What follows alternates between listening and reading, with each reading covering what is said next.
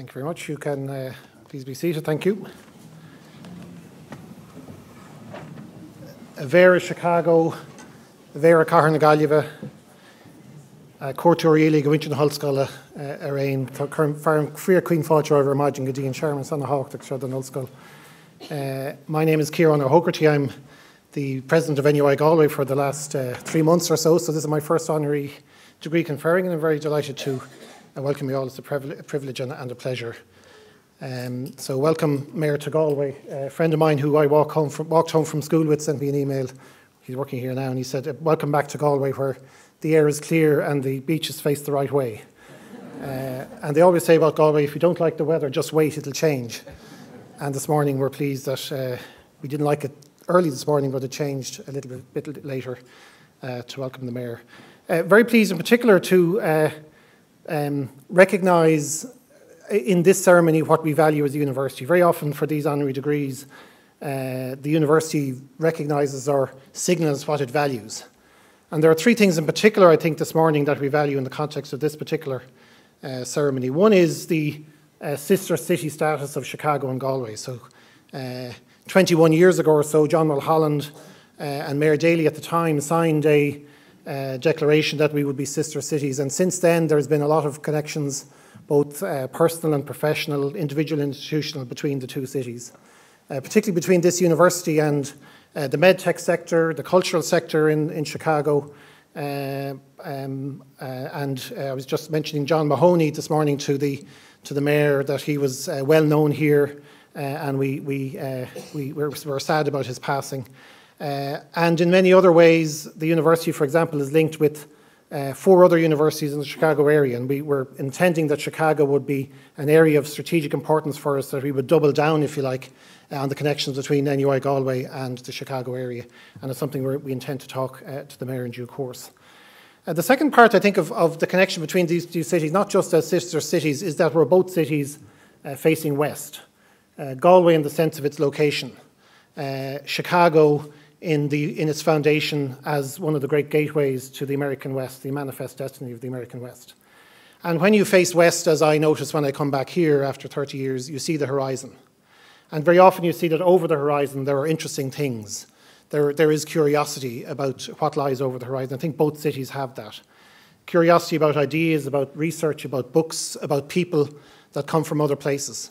And I think very much that this idea of a sister city, not just in the sense of working together, but also being of the same mentality, the same Jark Éireann down, as we might say in Irish. I think that's an important part of what we also value today. The second piece I think is particularly important in the context of valuing the Mayor's contribution, not only in Chicago, but also in national politics in the US itself, is the value of public service.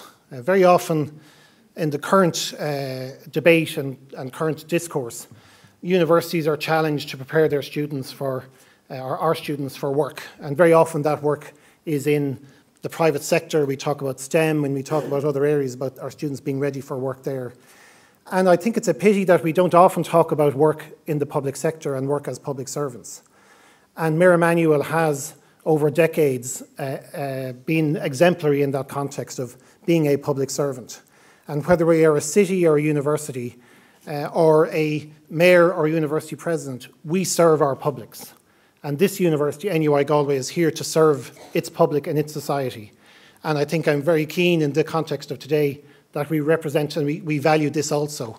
And we support the service of people to their publics and to their society in whatever work they do. So not only in public service, but in any role that we have in society, we effectively work for our fellow human beings. And I think that's a very important part of Mayor Emanuel's contribution as well that we value today. And I have my own connections both in Chicago and to public service in that my father's sister in the 1950s left these shores and went to Chicago and made a life there, herself and her husband Michael. And my father, when he left her he was her eldest brother, he left her to the boat in Southampton and he thought he'd never see her again. And due to the wonders of modern aviation, he did. She came back regularly to visit here when we were in Galway, and we went there eventually. And I particularly remember going into Marshall Fields, as it is no more, that being the treat when we visited Bridie, my aunt in Chicago, and that being a particular piece that we particularly enjoyed about going along the lake shore and visiting those kind of, the malls as they were. We had nothing like it in Galway at the time. And then she had two sons, Pat and Kevin, and I'm very pleased to tell the Mayor that Pat and Kevin are dedicated Democrats. I'm not sure about Bridie. We think she was a... we think Bridie, my aunt, was a possibly Reagan Democrat, but certainly Pat and Kevin are still dedicated to the cause. And they each had a family of their own. So Pat had a daughter and Kevin had four in family. Pat's daughter then worked with Hillary Clinton and John Kerry in the State Department in Washington. So Bridie's granddaughter, who left here in the 1950s, worked with the Obama administration. And Kyle, one of Kevin's sons, worked also in Washington with a special education project, which I know is close to the Mayor's heart, established by the Obama administration. So from these shores, there's not only a connection with Chicago with my aunt, but there's also a connection with two people of Hoggarty background who worked in the Obama administration. Colleen is still there in the State Department. And I think, again, that shows what is the third piece of what I think we're valuing today, is not only do we value the links between Chicago and Galway, not only do we value public service, but we also value, when you are in public service, what people do with it. And I think when you make a welcome for people from other shores, you pay it forward. That generation which you welcome and following generations make a contribution to your society, as my Auntie Bridie did in Chicago and as her grandchildren do in Washington, Indianapolis and elsewhere. And I think that is particularly important in the case of today, that we as a university also value making a welcome and creating a welcome for those who dream. And along with Chicago as a city and Mayor Emanuel, we as a university are in that cause together. And I think that's the third piece we value today, is that element of sanctuary that is often given by universities and by cities to people who come from over the horizon, as we know. And this year we're remembering the death of Martin O'Dearán, a poet of the Irish language, died 30 years ago, March 1988, was connected to this university as a writer in residence at one stage. And we have a very fine exhibition in the library curated by Siofra Aiken to his memory. And I was thinking about O'Dearán today and over the weekend in the context of today. And he has a poem about, which is called Fuisha Yodsa, which is in his own language. He was from the Aran Islands, somewhere between here and Chicago, to the west of here. And translations of Fuisha can vary. Some call it peace, some call it relief, some call it ease. I'll take it today as sanctuary. And I think particularly today, in the context of O'Dearán's anniversary, there's the second stanza of that poem, which I'd like to recite to you in O'Dearán's own language, Irish, and then I'll translate from there, and I think it's particularly fitting for today. Fuisha Yodsa Shalbia Garda Masmaguina Ilan Mara, O Craw Cree, O Wort Agna, O Ugnis Gork, O Kaint Gontuk, here Egbalia. I will find sanctuary for a little while among my people along the seashore, the Mayor might say along the lakeshore, from worry, from anxiety, from dark solitude, from harsh words at home in the West.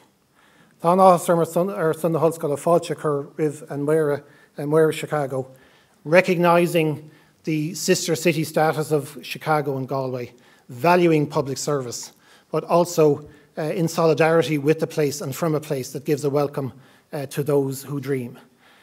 The running order of today will be that I'll introduce Caroline Loughnane, who will open the proceedings, and then my colleague Siobhan Mullally, who's the Director of the Irish Centre for Human Rights, will read the citation, and then we'll give the degree. But again, I'm very pleased, recognising the sister city status of Galway and Chicago, valuing public service, but most of all in solidarity with the place and from a place that gives a welcome to those who dream. I'll now introduce Caroline Loughnane. Grameen Market, thank you.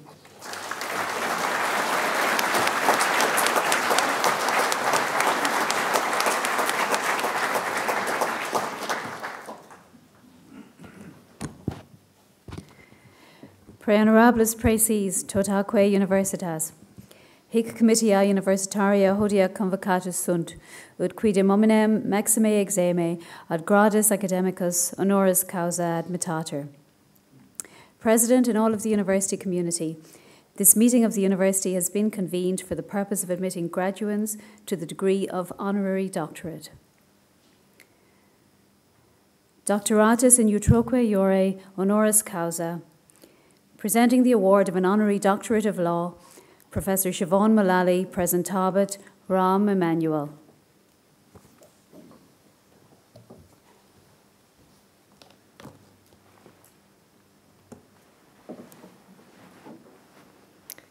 A Uachtaráin, a Chancellor, a Winter na Hallscoile, Chief Justice Clark, agus a Gwine Uisle. In his tenure as Mayor of Chicago and throughout his career in public service, Mayor Emanuel has repeatedly recalled the responsibilities that come with power.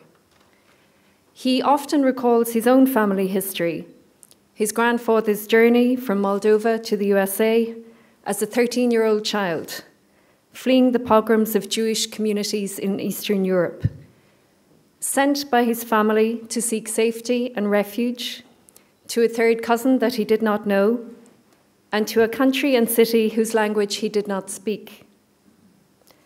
In his work and in his public service, Mayor Emanuel reminds us that we are better off today because there were those who were righteous, who spoke out and who challenged the tyranny of despots, the denials of human rights, the building of walls.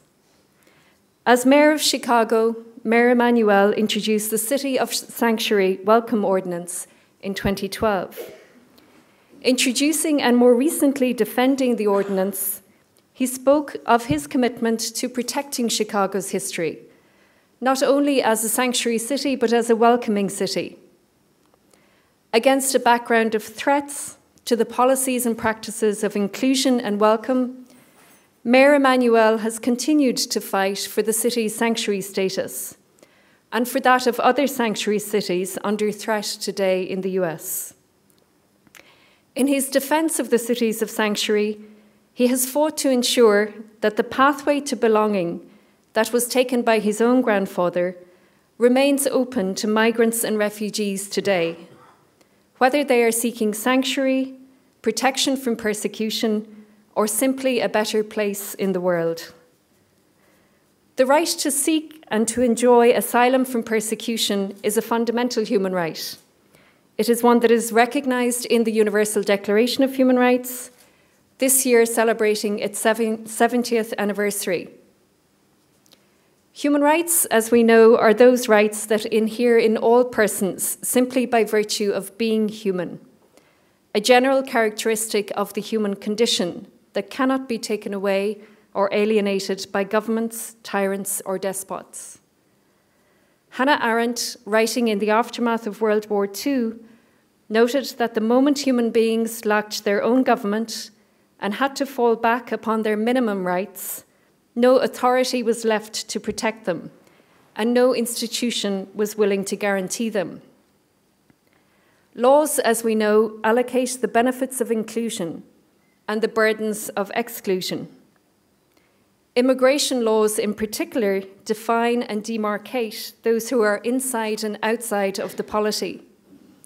The deportability of the migrant always limits the enjoyment of rights. Those limits and the burdens they bring are understood by Mayor Emanuel, who has spoken of the essential sadness of exile, the opportunities and obligations that come with receiving refuge, and the importance of trust between the state, the city, and its people, whether of documented or undocumented status. Speaking to the American Jewish Committee in April 1950, Jacob Blaustein spoke about the spirit of belligerent fanaticism. Once it was let loose, he warned, it overwhelms the voice of reason. Our multilateral institutions of human rights and the universality of human rights today are under threat, not in far-off places, but here close to home in the European Union, on the borders of Hungary and Serbia, in the camps on Lesbos and Lampedusa, and in many parts of the USA. Speaking on the promise of the US Constitution of liberty and justice and a union that could and should be protected over time, President Obama recalled that words on a parchment would not be enough to deliver slaves from bondage or to provide women and men of every colour and creed their full rights and obligations.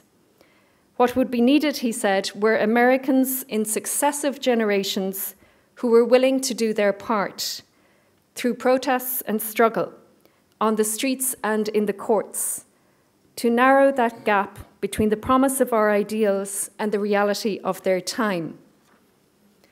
Mayor Emanuel has been and is one of those Americans who has been willing to do their part and who recognizes the importance of struggle, resistance, and inclusive citizenship. He is the 55th mayor of Chicago, and during his tenure has introduced extensive education reforms, including lengthening the school day and year, creating universal full-day kindergarten, and expanding access to free community college for high school students. Mayor Emanuel previously served as the White House Chief of Staff in the Obama administration and served 3 terms in the US House of Representatives, representing Chicago's 5th District. Prior to his election to Congress, he was a key member of the Clinton White House from 1993 to 1998, serving as senior advisor to the President for Policy and Strategy. In his commitment to the good of public education, we might see the influence of his mother, who was active in the civil rights movement and who, we are told, always insisted on her children fully engaging with current affairs and the politics of the day. Mayor Emanuel is a proud Chicagoan and has spoken eloquently on many occasions of Chicago's traditions of protest. In Chicago, he has said, we do things differently. As a city, Chicago refused to enforce the Fugitive Slave Act of 1850, condemning it as cruel and unjust, directing the city's police not to render any assistance for the arrest of fugitive slaves. That early act of civil disobedience continues to define the city today, under the leadership of Mayor Emanuel, in his and the city's struggle to defend the inclusionary message of a city of sanctuary.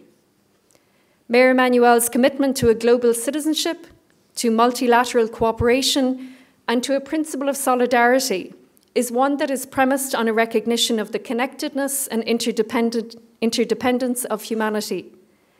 This recognition of interdependence underlies also his call to recognize the urgent reality of climate change.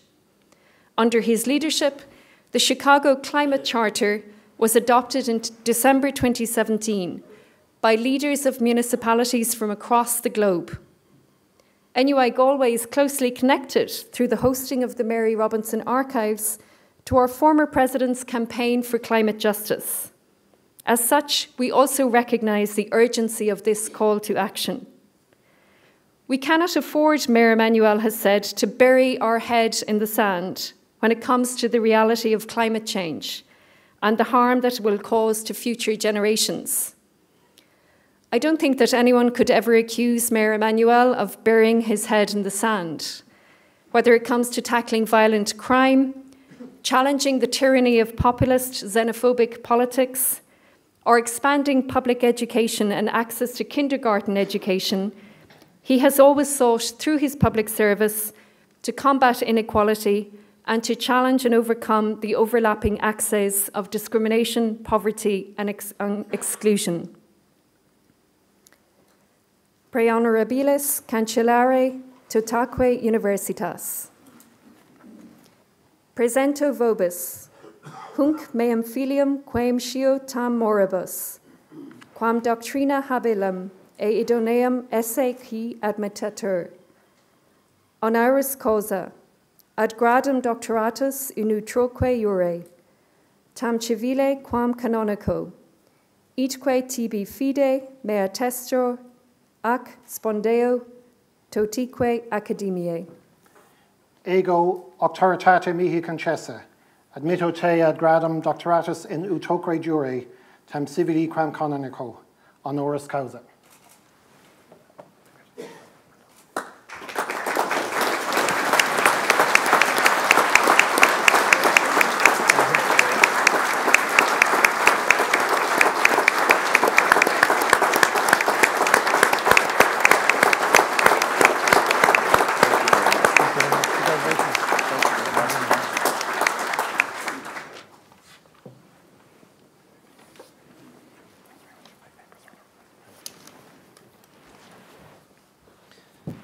Thank you very much.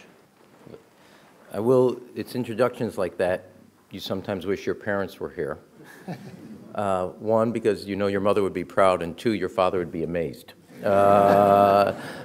Second is, if I may say, to get an honorary doctorate degree, at least I can say there's at least one Jewish mother somewhere in Chicago happy right about now. And if you know anything about Jewish mothers, that's a big accomplishment. But I do want to thank you for this degree. I am honored and humbled, and all my friends from Chicago know that's not a natural quality for me. So I appreciate that.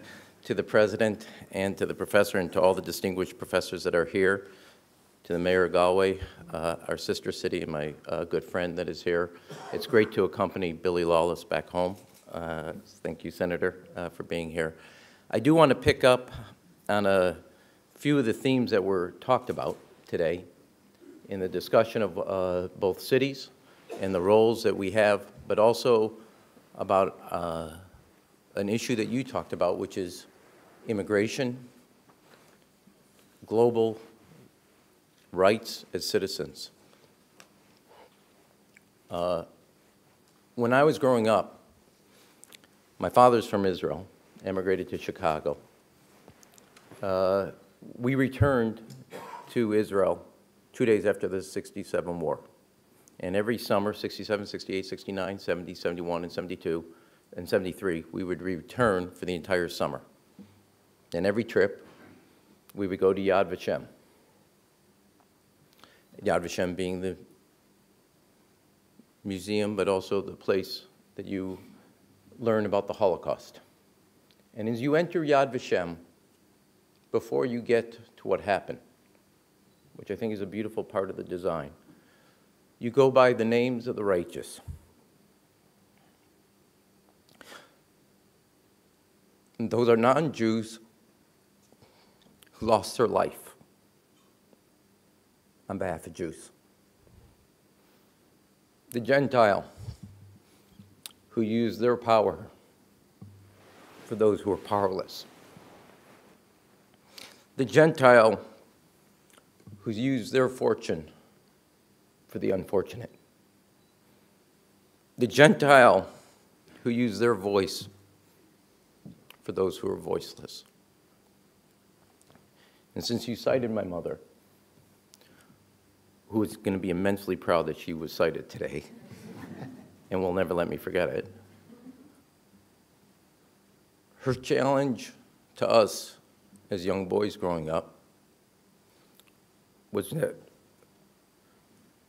when you did become older, and hopefully wiser, would you become a voice for the voiceless? Would you use your power for those who are powerless?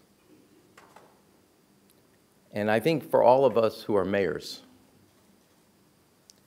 and who are part of what I do refer to as a welcoming city, not a sanctuary city, is to make sure that our positions are those that give a voice to the voiceless, give power to those who lack power, use our fortune for those who are unfortunate. And I think about the fact that as I took my youngest daughter, Leah, for her bat mitzvah to Israel,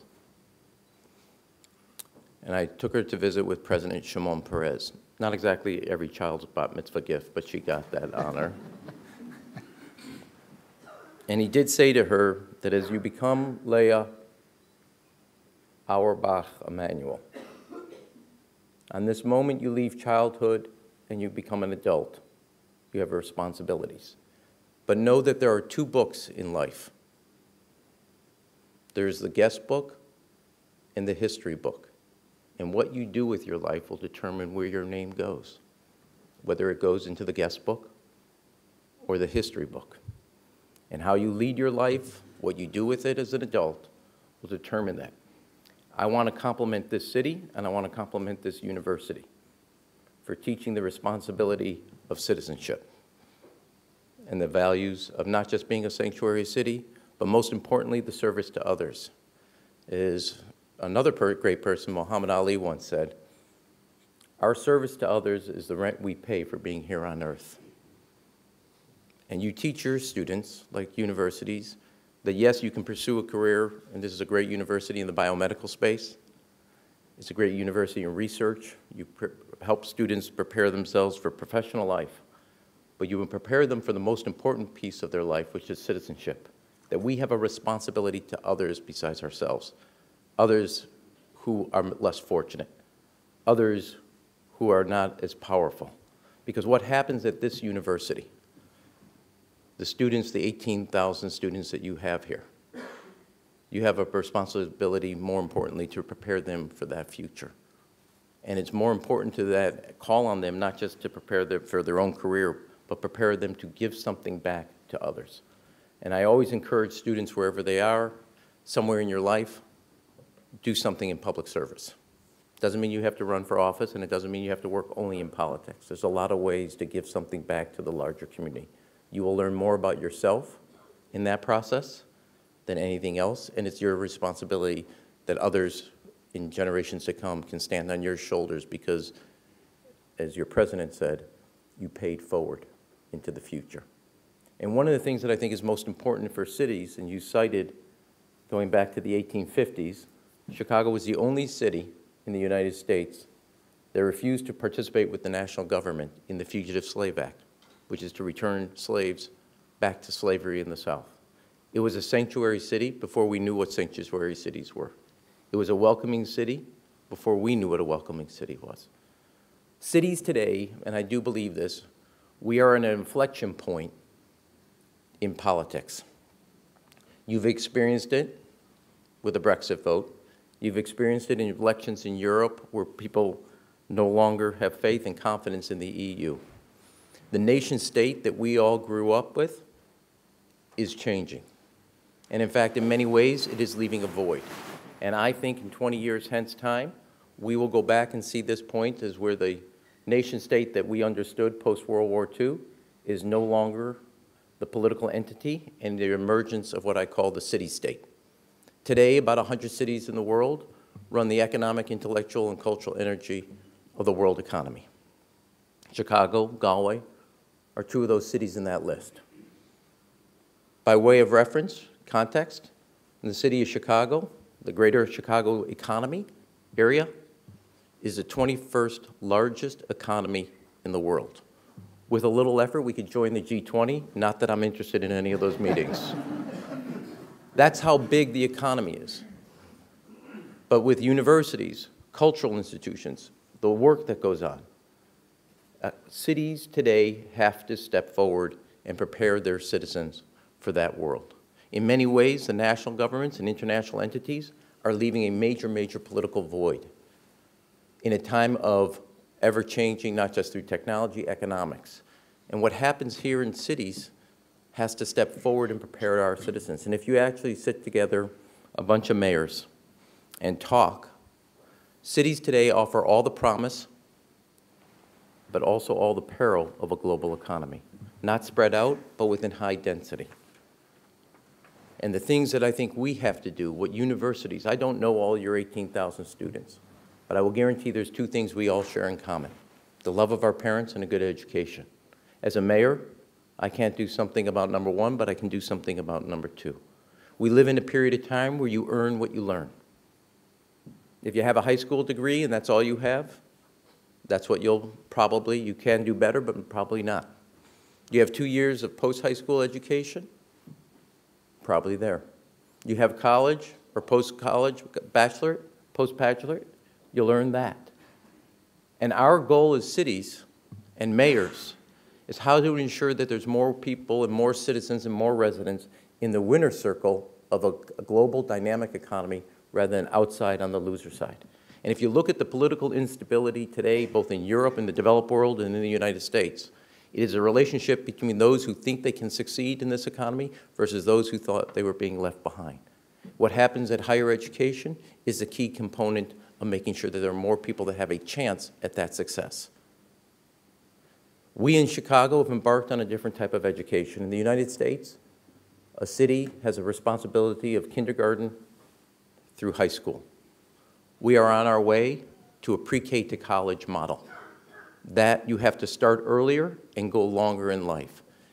Here in Ireland, you have obviously quite a depth of post-high school education.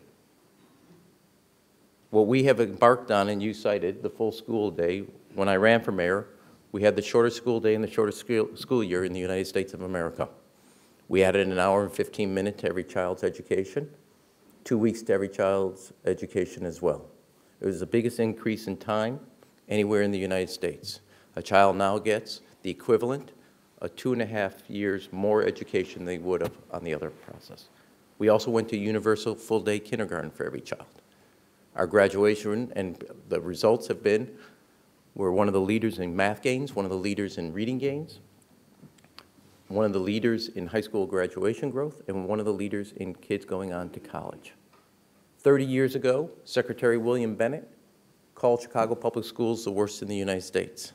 Today, with Sean Reardon's work in Stanford University and other work by University of Chicago, we're seen as a model in education. We have a lot of work ahead of us to do, but as a model.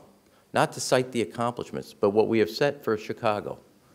Our graduation rate is growing every year for the last 5 years at 3 times the national average.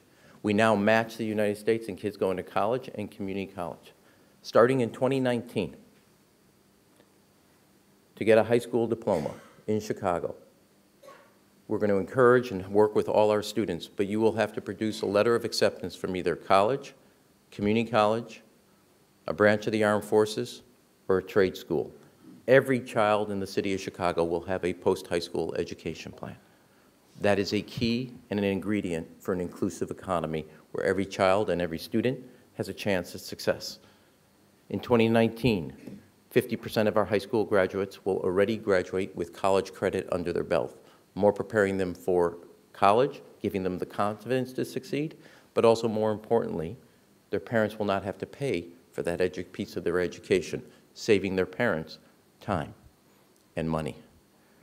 One of the things we implemented 3 to 4 years ago that started us on this road is that for every child who gets a B average, a 3.0 or better in the city of Chicago, we make community college free. Tuition and books, no cost. And it is the only public scholarship in the United States of America a dreamer can get access to. And if you keep your B average in community college, every university and college in the city of Chicago, all 17, will offer you somewhere from 30 to 50% off of tuition. A child, a student of Chicago, our future, can go to college for the cost basically of 1 year and get a 4-year degree. I don't think it's right for anybody's parents to either take a second job or a second mortgage to get a college degree. Their passport to the future, their ability to navigate a world economy. And if we give people that chance at a higher education without bankrupting their parents, more and more students, more and more residents of the city of Chicago will be in the winner's circle in a global economy rather than standing on the outside. It is my fervent belief, you don't know the neighborhoods, but the people that are here accompanying me on this visit do in Chicago. I live in Ravenswood. That's where our kids grew up. If a child in Ravenswood on the north side can look at the city and that image of Chicago to itself and the image of Chicago to the rest of the country and the rest of the globe, and that child in Ravenswood walking out of school and looking at that city, and a child in Roseland, which is on the south side, looking at that city, or a child in Wildwood on the north side versus a child in Woodlawn on the south side, or Edgewater, which is also on the north side, or Englewood on the south side. If they walk out from their home, their school, or their place of worship, and they see that city, the skyline of Chicago, it represents the strength, the optimism, and the possibility of a great economy. If they have the same perspective and they see that city and they see it embracing them, Galway, London, Berlin, Beijing, watch out, Chicago's coming for you. But if a child's perspective in Ravenswood is different than a child's perspective in Roseland, or a child's perspective in Wildwood is different than a child's perspective in Woodlawn, we as a city will never be what we can be. And if we as a city can never be what we can be, because they have different perspectives on what the possibility that they embrace and whether that city embraces their future, we can never be what we can be. And it is incumbent upon all of us, whether in the university or in the public sector or in the private sector, to work with energy and commitment to make sure that every child, every student, who when they look at their city, the place that's closest to them in governance, the place that is most intimate to the way they live their lives, embraces their future. And the place that that happens is here in these halls. It's also in the places of higher learning in our city. Our responsibility is to ensure that high school is no longer the end of your education, that every child knows post-high school they have a future. Chicago, we now match, even though 83% of our kids in schools are from poverty or below, we match the United States in kids going to college and community college.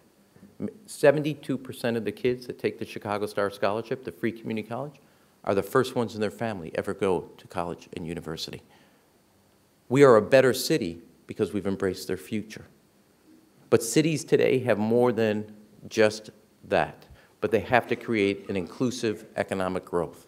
Because the promise that so many people have that come out of this university and the universities we have, we also as cities have the peril of that economy, meaning they have to, if they don't offer that access, that sense of opportunity, that sense of future, that sense of possibility, cities, because of the proximity and the density, will have the greatest friction of a global economy, where you can have wealth and poverty just a few miles away rather than a longer distance. And we, as cities, have to step forward. Yes, in today's battles on immigration, in today's battle on climate change, but most importantly, in my view, equal alongside those, in the battle for economic opportunity, for dealing with inequality. Most importantly, in the economic front, which starts here at a place of higher education, so that those of us, in our own individual way, can be on the walls of the righteous, who use their power for those who are powerless, use their voice for those that are voiceless, and who were fortunate to make sure those who are unfortunate also are represented. It has never been a greater time to be a mayor, and it had never been a greater time with all the peril. A lot of people used to ask when I was left President Obama's side as chief of staff, why would you want to become mayor when you could be chief of staff? Why would you want to talk about a street sweeper when you can be talking about troops sweeping through in Afghanistan? And I think today cities have all the power and all the possibility and all the peril of what we are building collectively. And it is the government, in a time in which people have the greatest doubt about what the public sector can do, national and international entities. I sometimes jokingly refer to Washington as Disneyland on the Potomac. Sometimes not jokingly. But I talk about that because our ability as a city is to have a form of government where people are cynical about what governments can do today. It is the most intimate form of government that lives closest to where people live their lives. And not only that, but it's also the government which they think actually not only influences their lives, but they can influence. And in time of political instability and economic instability, that is an essential place. In 10, 20-year time, we will see this as a movement away from nation states and closer to city states. Cities have a responsibility to not just, as I said, fill that void, but then to take action collectively.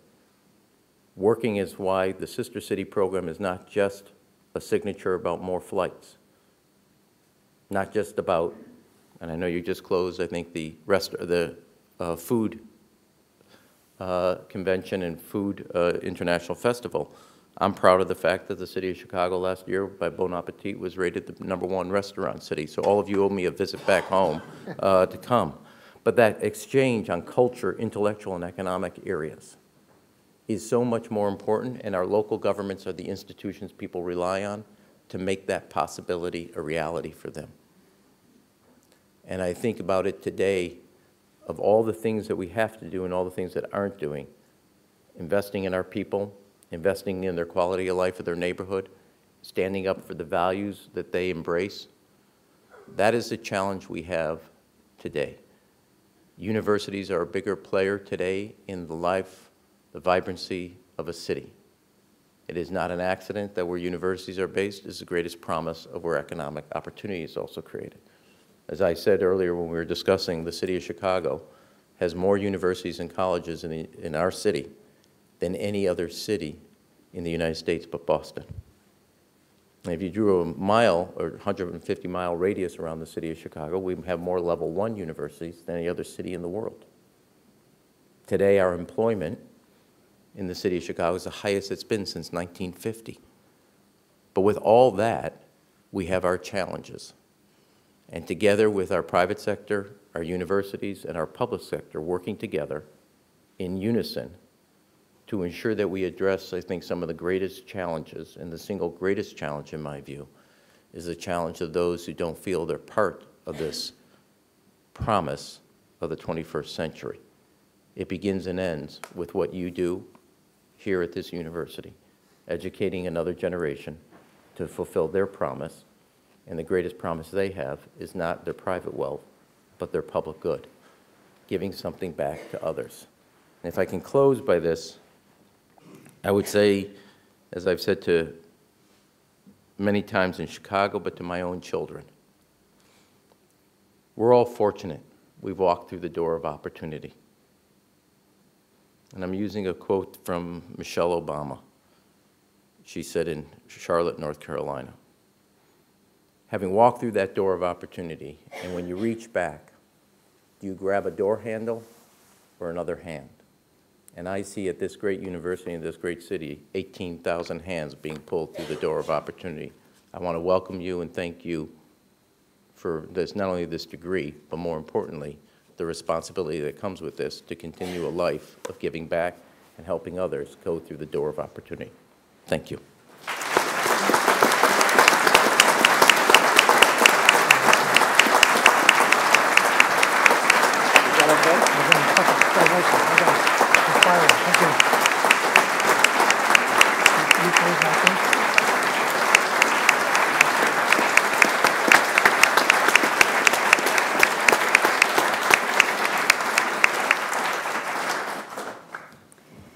Pre honorables praeses, ceremonies rite confectus, finum quaeso facius huius convocationis universitariae.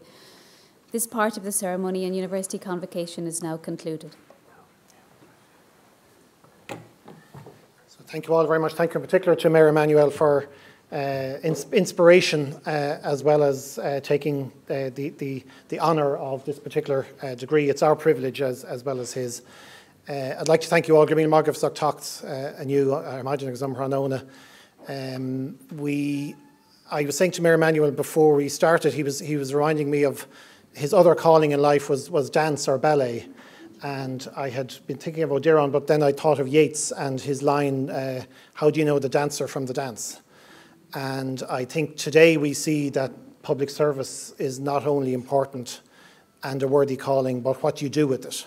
So not only you will be remembered in the book of history, not only as the dancer, but also for the dance. And we thank you for that. Thank you very much.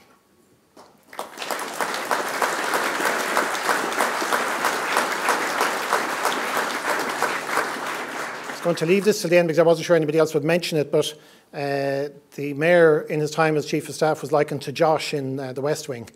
And we're very pleased now that, as people know, Martin Sheen was an occasional student here, so President Bartlett was here at one stage, and we now have Josh as well. So to be associated with two characters from the West Wing, I think is very nice for us here at NUI Galway. So thank you for that as well. And thirdly, I just say Cogordicus. In Irish, if you translate it in one way, it says we're celebrating with you. So we celebrate with you all upstairs in the Emily Anderson Concert Hall, the Aula Maxima Upper. You're all very welcome to join us for some refreshments there. We celebrate together a day, I think, which is particularly important for the university, as I say, in cherishing the sister city statuses of Chicago and Galway, in recognising the value of public service, but most of all, standing in solidarity with a place and from a place that welcomes people who dream. Grameen Maghav, thank you.